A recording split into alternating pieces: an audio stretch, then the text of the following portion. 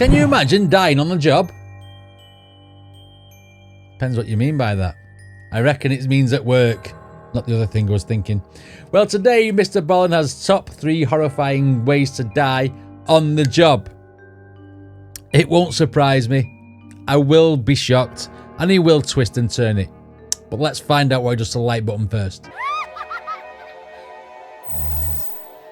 Okay, Mr. Ballens, you're up.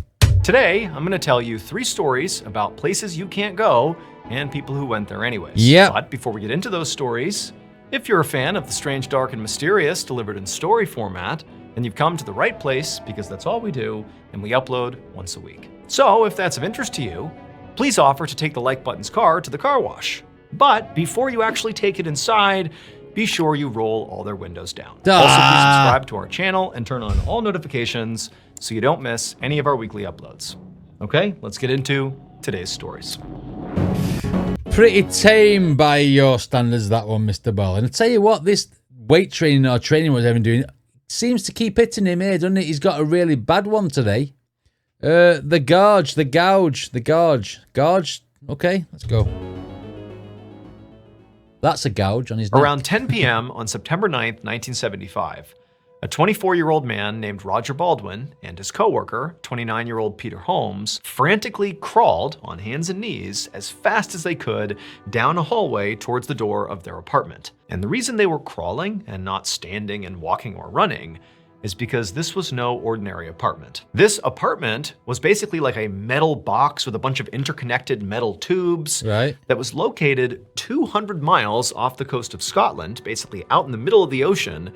And it was also underwater. It's a submarine. And the reason for that is it was connected to an offshore oil rig. Never mind. Oil rigs often need divers, like deep sea divers, to work on the rig down deep in the water. But if you know anything about underwater diving, especially deep underwater diving, is that it's not as simple as just throwing on some scuba tanks and going down into the water. You have to decompress, you have to take breaks as you go up to, I know all about diving. And doing your work and coming back up again. No, if you're working on an oil rig down at depth, like an underwater welder or anybody who does work for a while deep underwater, there's lots of risks associated with going from the surface down deep where there's really intense pressures and you're breathing in different mixed gases that can interact with your body in sort of very terrible ways. It's dangerous. You can end up with too much nitrogen in your blood, which is why you take slow ascents after being down there that long. That's the reality of it. Going down to depth and then coming back up again is a very dangerous process unless you know what you're doing. It's more efficient for owners of oil rigs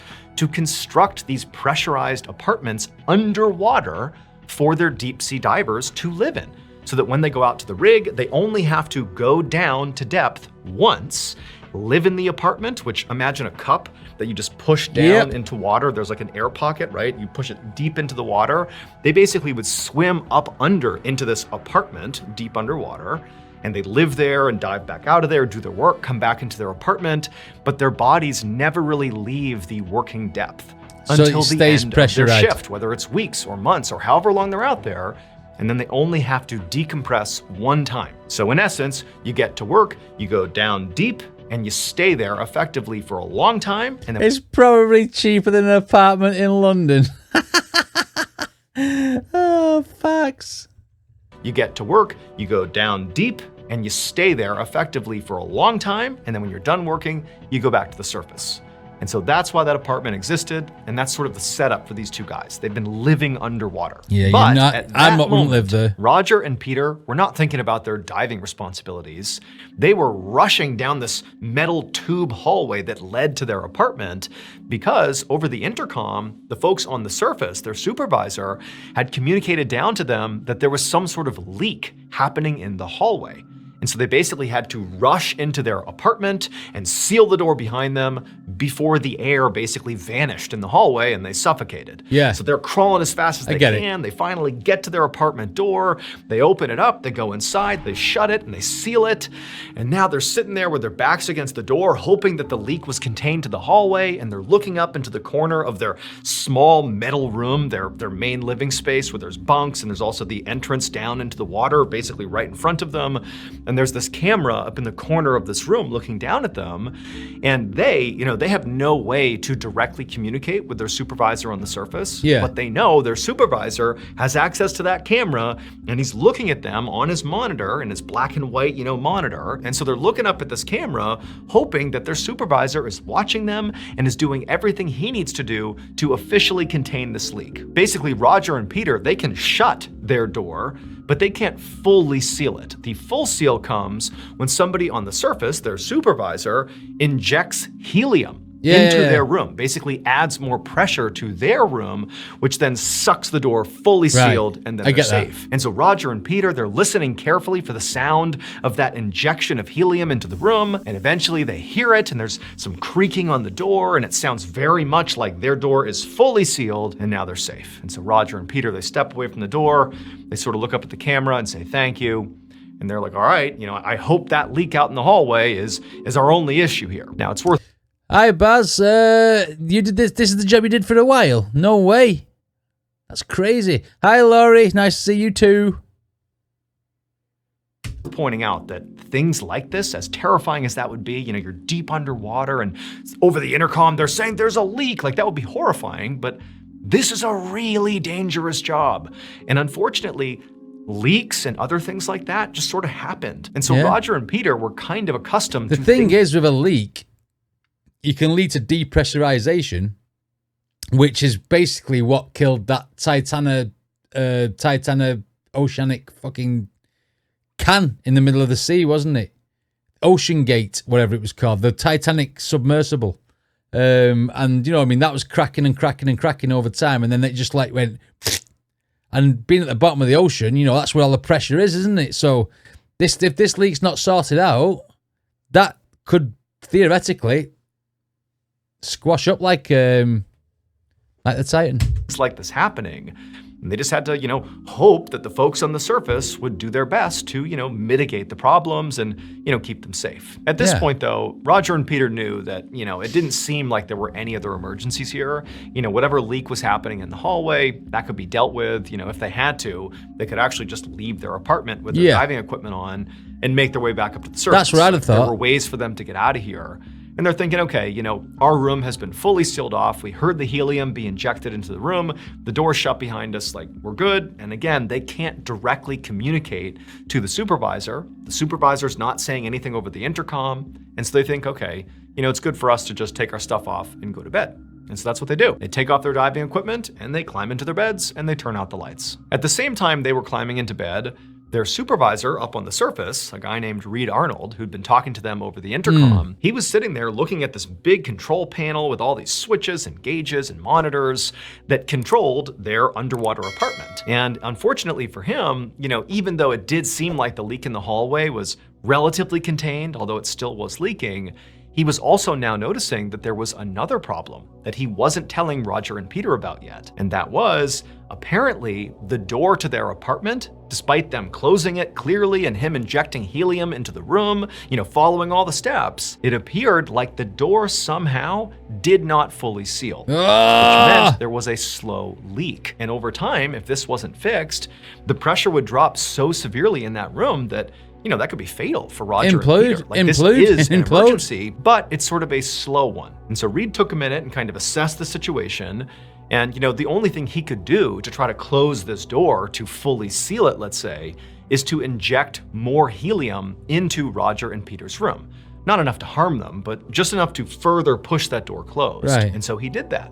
He injected a little bit more helium, and he's watching the gauge of their room, become even more pressurized. But the indicator that showed whether or not the door was sealed continued to show that it was not. And so as Reed is sitting there wondering what he's going to do next, he looked over at the monitor that was the live feed into the room, where he could actually watch Roger and Peter, that camera in the corner of the room. And he sees the two men are laying in their beds, but then sort of out of nowhere, they both get up, climb off their beds, and they hustle over to the door, the leaky door, and they start trying to open it. But from the feed, as he's looking at it, it seems very apparent that they can't get the door to open. It's like it's stuck. And Reed's thinking to himself, that doesn't make any sense. I have this indication light that says the door isn't sealed, so even if it was a challenge to open the door, it's not pressure sealed. They should be able to open it. So what is going on here? And so Reed, like, he's beginning to panic a little bit because he just doesn't understand what's happening here. Is he killing him with bloody helium? As he's watching Roger and Peter, they go from frantically trying to open this door to almost in unison stopping, turning around, walking over to their bunks, and then grabbing their mattresses, taking them off, and then Roger and Peter climbed on to their metal bed springs and began rolling around on the metal. Now, it's worth pointing out that there are some diving-related injuries, like from being at depth for too long, or hypercapnia, where you have too much CO2 in your system. There's a whole bunch of things that can basically mess with your mind. And so Reed's thinking, oh my goodness, something's happened that's given these guys some sort of diving-related injury. Like, they're acting crazy. This must be a product of something wrong. They're breathing the wrong mixture of gas. Maybe there's too much helium. Maybe there's too much CO2. Like, I don't know what's going on, but there is an issue here that's messing with their brains. Like, that's the only explanation for why they could be doing something so bizarre. And so at this point, Reed decides all he can do is just continue to put more helium into that room to try to seal that door. Maybe there's some sort of toxic gas that's getting into their space that's causing them to hallucinate or go crazy or who knows what. And so he's just firing off this button, adding more and more helium into the room. And after doing this for several minutes and still watching on the monitor as Roger and Peter continue to do this weird writhing around on their bed frames, that was around the time that Reed really focused on his controls. Like, am I missing something? Is there some other indication on here that gives away what's going on here? You can imagine the panic setting in because you're thinking, are these guys dying? You know what I mean? Why are they doing this? Why are they acting crazy?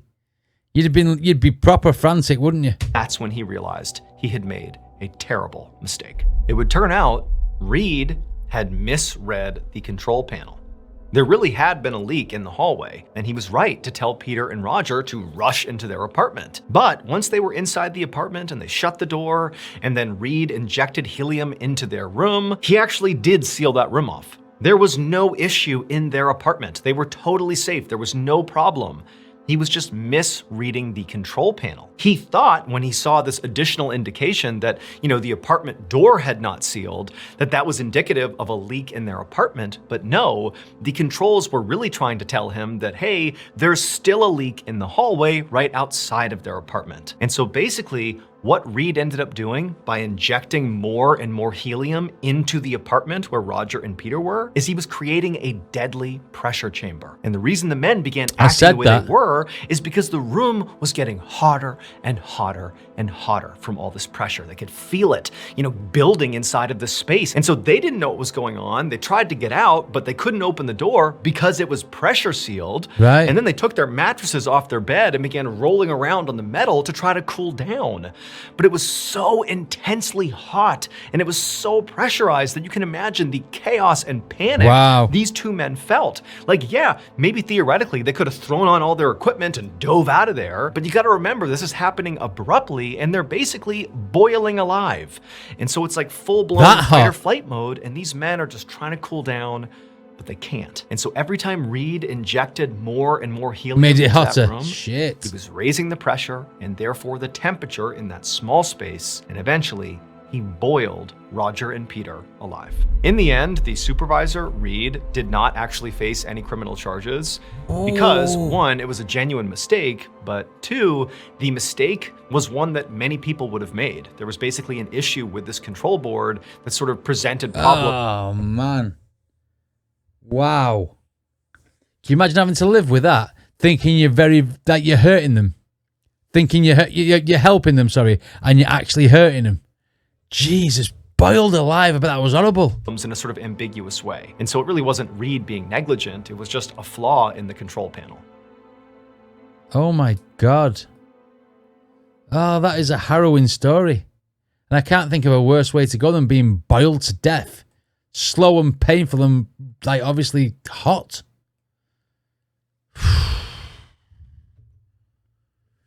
Next one is called The Rumble Beneath. At 11:40 a.m. on November 29, 1986, a 36-year-old volunteer fire chief named Jack Schofstall parked his fire truck on a country road right next to this huge farm in rural Indiana. Jack was there with his assistant chief named Donald Schnitker. After parking, Jack looked down the road and he saw the owner of this farm, Jeffrey Wolf, was standing on the side of the road, waving to them and turning around and pointing back towards his property. And so Jack and Donald, they looked out the window out in the direction that Jeff was pointing, and they saw there was this huge storage building off in the distance that clearly was part of the farm, and there appeared to be this thin plume of smoke coming off the top of it. And so Jack and Donald hop out of the fire truck, they hustle over to Jeffrey, and the three of them jog across the property over to this building. And when they get there, again, it's very clear that something is burning inside of this building. But this storage building was packed to the brim with stuff.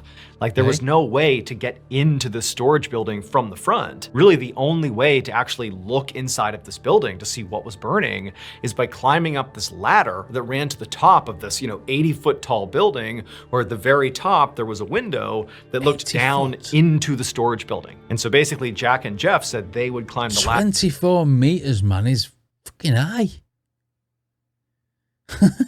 Up to the top. Donald, the assistant chief, he would stay on the ground, and Jack and Jeffrey would go up there, look inside, and see if they could actually figure out what was burning so they could make a decision about how to approach this, what equipment they might need and what to do. And so Jack and Jeff, they make their way up this ladder to the very top.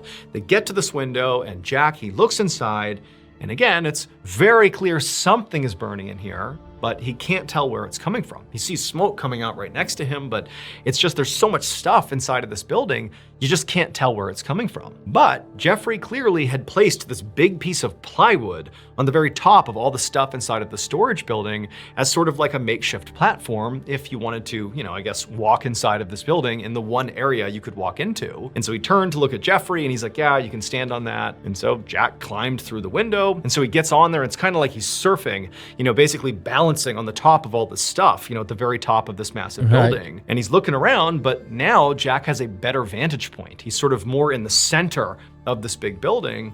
And as he's looking around, he identifies where this fire is coming from. Now, this was not some enormous fire, but he really had no way to attempt to put it out without leaving the building, going back down, and getting more equipment. And so Jack, who's still standing on this piece of plywood, he pulls out his radio and he radios down to Donald, the assistant chief, who's down on the ground. And he says, hey, we located the fire. We're gonna come back down, get our equipment. We'll come back up here. We'll put this thing out. We'll be good. But after Jack put the radio back on his belt and he turned to walk back across this plywood, back to the window and down the ladder, before he got off the plywood, there was this low rumbling sound that came from right underneath his feet. At the same time, Donald, who's back down on the ground and who's just received this radio call from his partner saying, hey, we're gonna leave right now and get our equipment and put this fire out. Donald, he's down there staring up. He's gonna leave.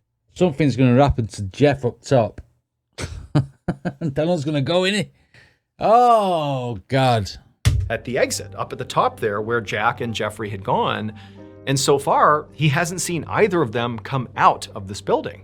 It's just been silence. Like he heard a little bit of a rumbling sound inside of this building and he didn't really know what it was, but no one's coming out of the building. And he's thinking how strange that is. Like Jack just said he was coming out to get his equipment. Where is he? And so Donald grabs his radio and begins repeatedly calling Jack to say, hey, where are you? You said you were coming out. Where are you guys? What's going on?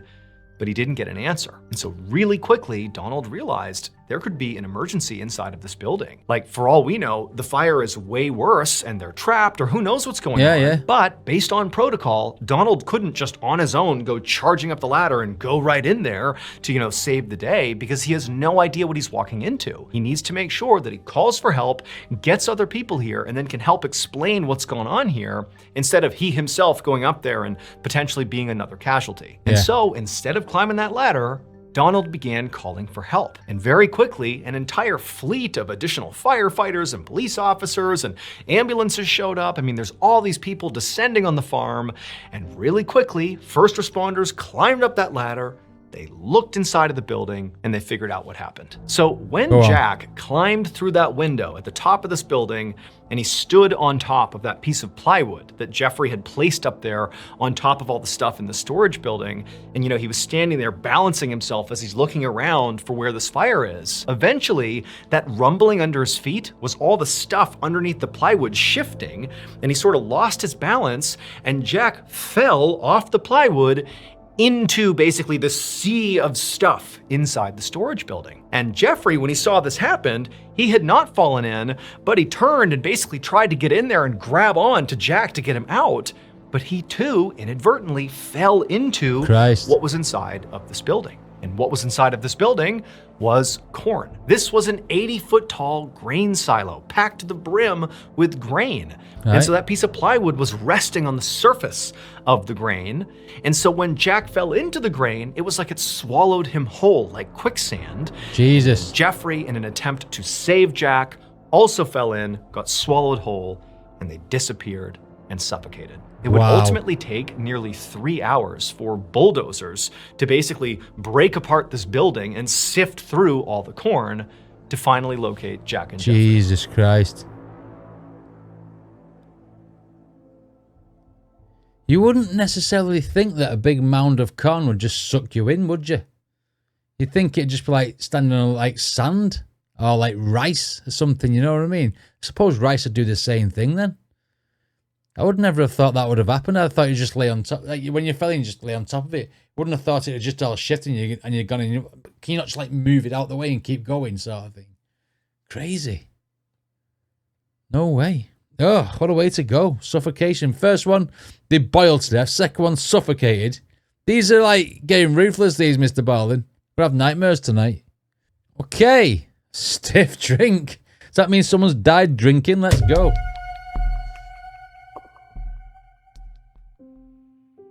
At 2 a.m. on December 2nd, 1755, a 90...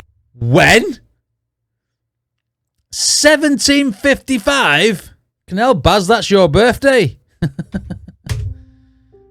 At 2 a.m. on December 2nd, 1755, a 94-year-old man named Henry Hall slowly climbed a flight of stairs inside of a lighthouse that was located on this tiny island off the southwest coast of England. Even though Henry was in his 90s, he was still working as a lighthouse keeper out at this lighthouse. I mean, by the way, that is a very rugged job, especially in the late 1700s. I mean, if there's ever any emergency of any kind out on this island, there's virtually no communication back and forth to the mainland, and help can't really get out to you very easily. So you're kind of on your own. I mean, lighthouse keepers at the time were sort of viewed as these very rugged, sort of survivalist types. Not a real photo of Henry Hall. I didn't think there'd be a photo. There was no such thing as photos in 1755, was there? Couldn't have been.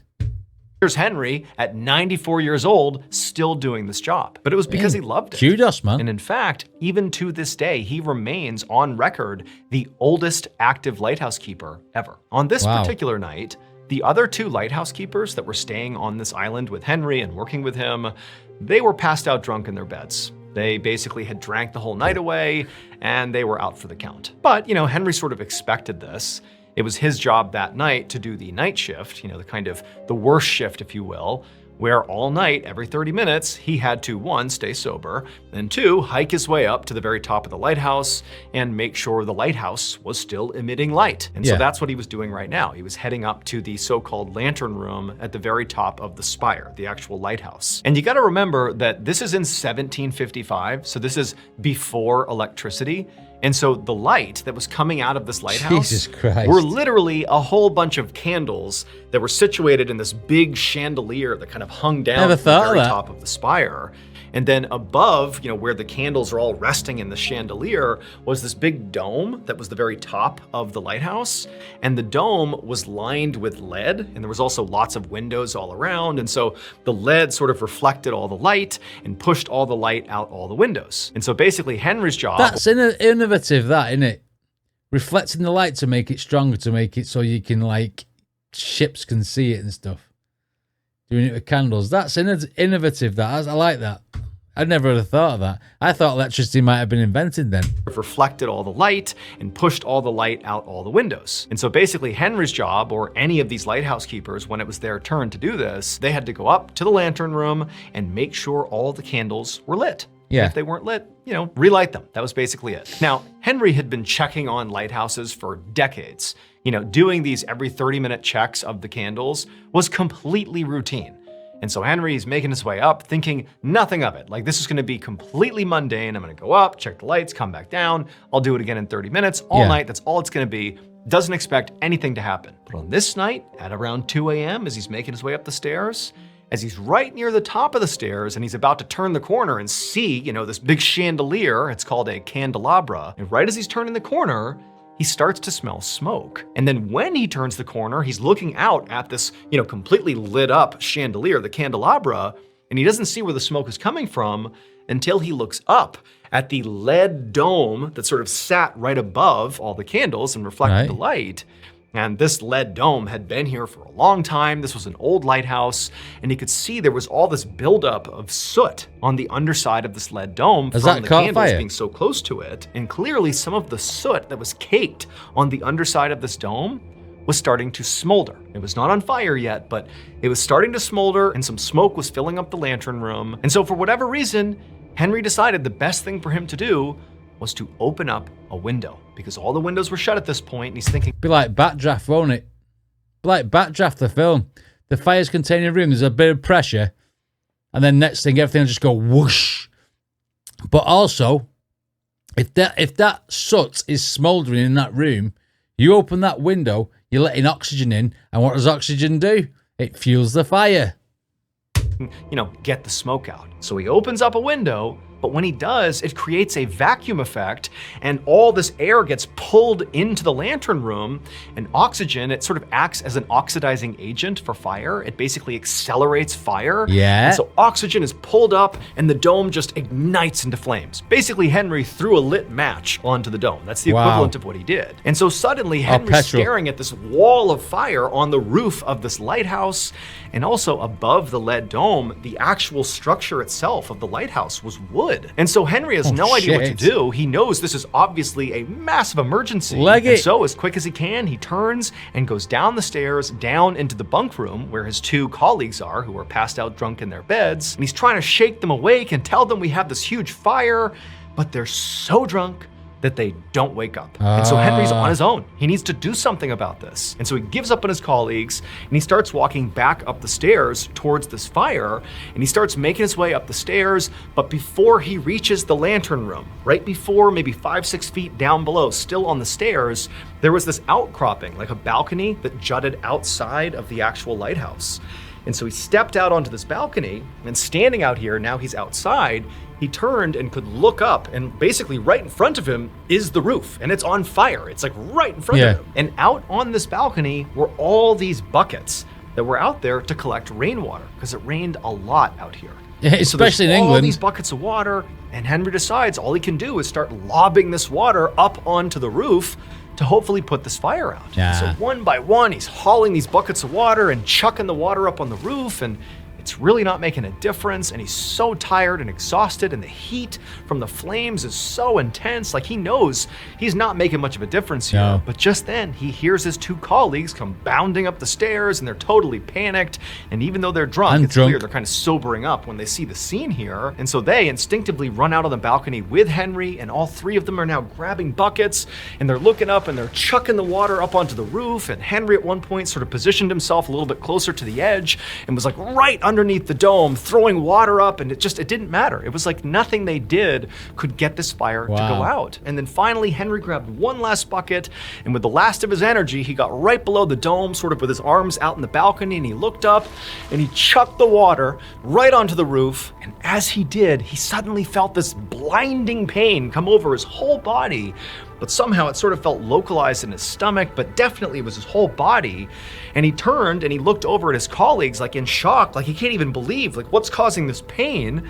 And his colleagues, they look at him and they see he's smoldering. There's smoke coming off of him. Shit. And so clearly he's on fire. And so they start taking their buckets and they're dousing Henry with water. And Henry's like, oh my God, I'm on fire. And he feels this horrible pain in his stomach. And finally he just blurts out to them, we gotta get out of here. Like, leave it, we gotta go. And so the three of them, they abandon the buckets, abandon the fire, and they bolt out of the lighthouse and they make their way to a cave on the coast of this island. And there they stayed in this cave overnight as their lighthouse burned to the ground. And all night, Henry, even though now, the fire that had begun on his clothes, it had obviously been put out, but he still had this awful pain that really felt localized in his stomach. It was like this burning, awful pain, and he just couldn't figure out, like, what is that? Is it from being on fire? Was I not aware of how long I was on fire for? It's intriguing, is this just man. the result of an extreme burn? Is this smoke inhalation? Like, he didn't know, but he was just happy to be alive. And finally, the sun came up the next morning, and these three men are huddled in this cave.